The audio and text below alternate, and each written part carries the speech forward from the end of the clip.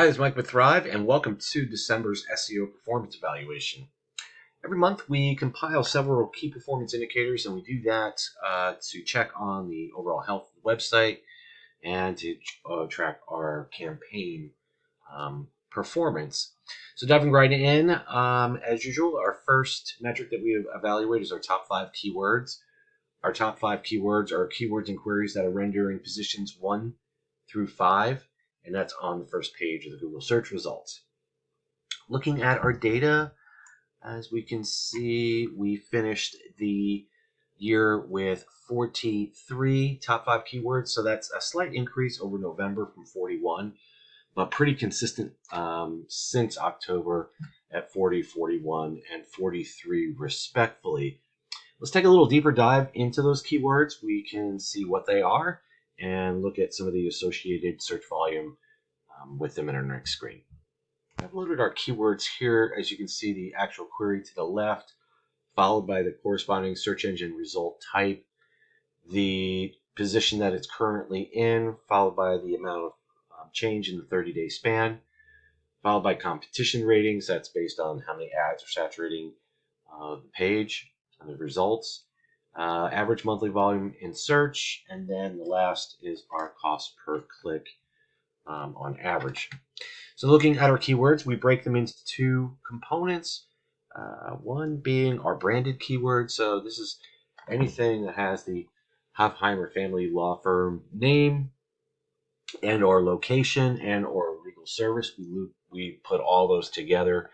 Those could be word of mouth. Those could be returning visitors and or people doing additional research on your brand. So either way, you want to be in those top positions for those branded search, and that is the case. That has not moved at all. So it's great to see that. And then our other components are non-branded keywords. So these are keywords that wouldn't have the branding name whatsoever. So, but they would have a legal service or a question, and that's what we see here. Some notable movement, as we can see, some positive movement.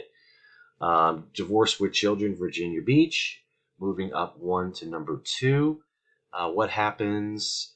How to get a Guardian ad item on your side. That's up 5 positions to number 4. There's some decent search volume with that one as well at 140. And then Guardian ad item home visit checklist. So that's up 4 points, 4 positions to number 5 to the middle of the page. And we'll keep an eye on those specific queries to see how they convert going into January. So some positive movement and some consistency, as you see here, going through the list. There's a lot of, there isn't too much change going through position 1, 2, and then we had some really positive change looking at some of our middle of the page results moving up to the top, and then some of the bottom results moving closer to that middle portion. So a really positive shift in the last 30 days given our keyword queries.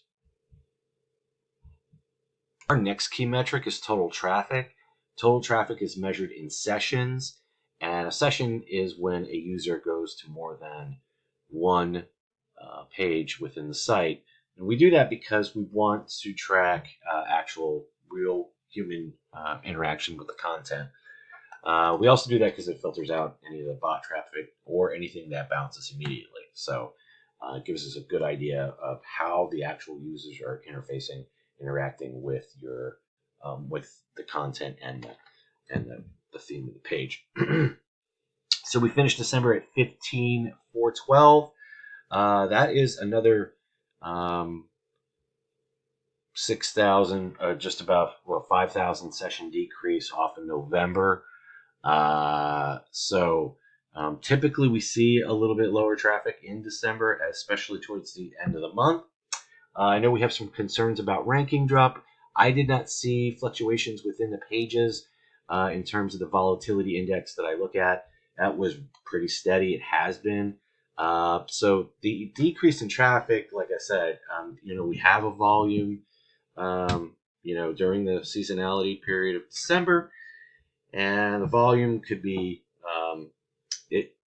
Like I said, we typically see it higher in the beginning of the month, and then it tapers off dramatically as you get towards New Year's, and then of course right now it's the opposite. It actually turns completely inverted um, for January. So, and we can see that over here at the start of 2019. Um, so let's take a little deeper dive into those sessions. We can look at some of the all the sources that contributed and some of the changes that occurred over the last 30 days. All right, so I loaded our SEO progress report here. Again, we're looking year over year. So, December over December.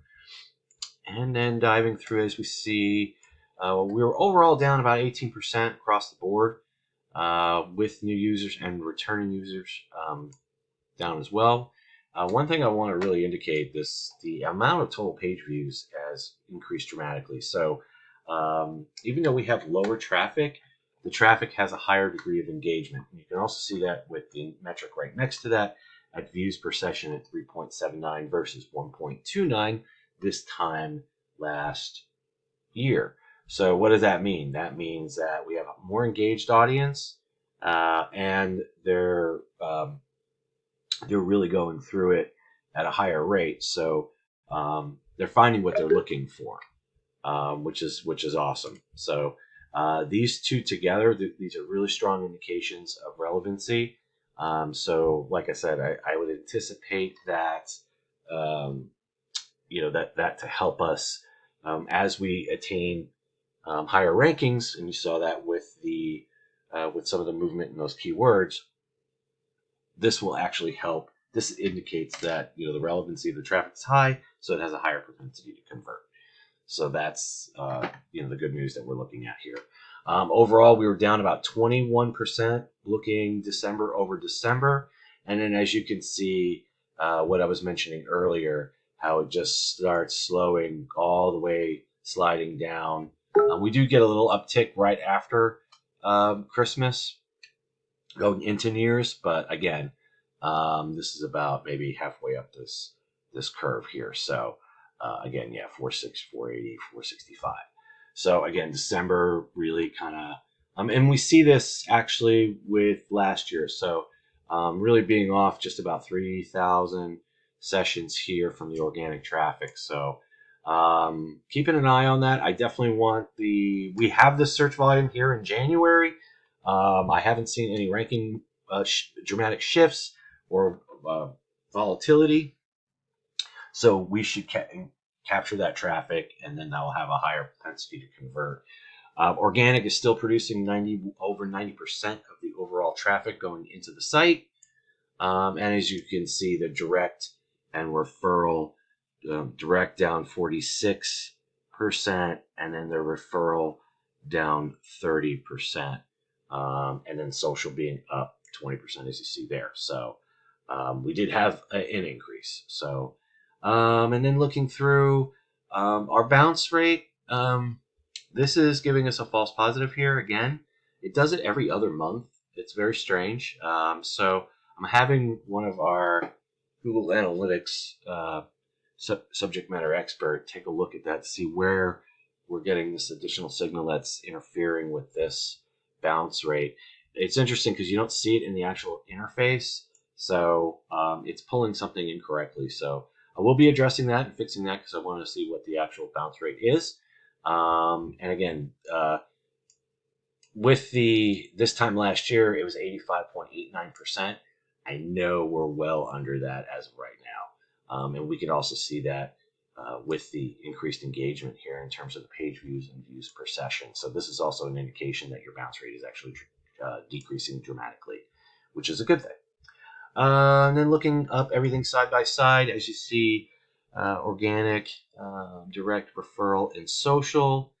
And then looking at our completed goals, as you see, the interested user, that's up quite substantially.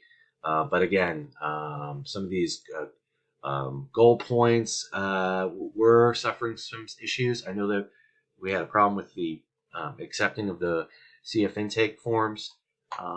So I know that is corrected. So again, we should see those numbers come back up, even though there really wasn't too bad of a differential there, as you see at minus 8.77%. And then the actual conversion rate was up 21.3%. So we anticipating building on those numbers.